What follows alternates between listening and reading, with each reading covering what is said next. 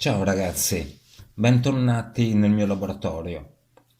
In questo video vi presento un'altra versione della mia ventola radiale assiale,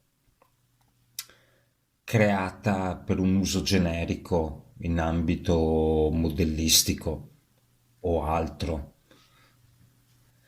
Questa è la versione ottimizzata risultante dai test che ho fatto vedere nel precedente video.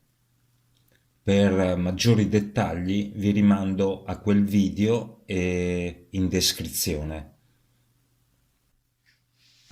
Riassumo i risultati di questa versione corta in questo grafico dove possiamo vedere l'andamento della pressione generata in funzione degli RPM.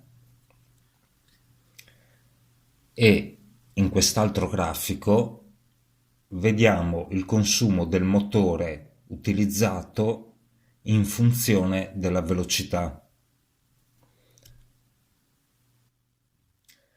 Il kit è composto da due versioni di radiante, questa corta e una più lunga di 11 mm.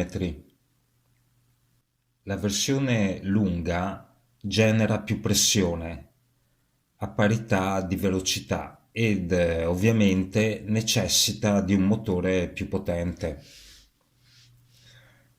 Ora voi, utilizzando lo slicer, potete tagliarla alla lunghezza più adatta alla potenza del motore usato.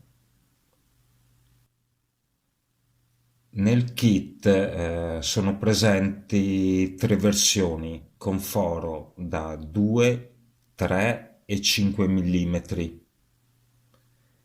e le corrispettive coperture.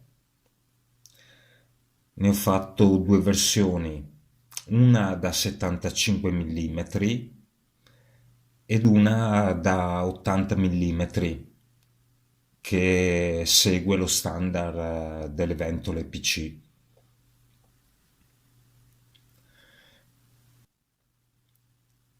Il motore lo potete montare di fronte o dietro.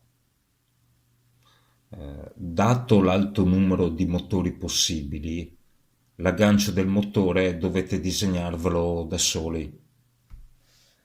Potete fare ad esempio un supporto come questo. Ne ho fatto varie versioni per un montaggio frontale o posteriore, adatta a motori da 24 e 25 mm. Ora, una volta montato, ecco il risultato.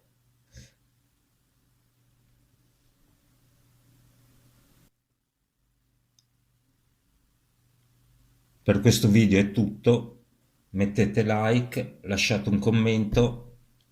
Ciao, ci vediamo al prossimo video.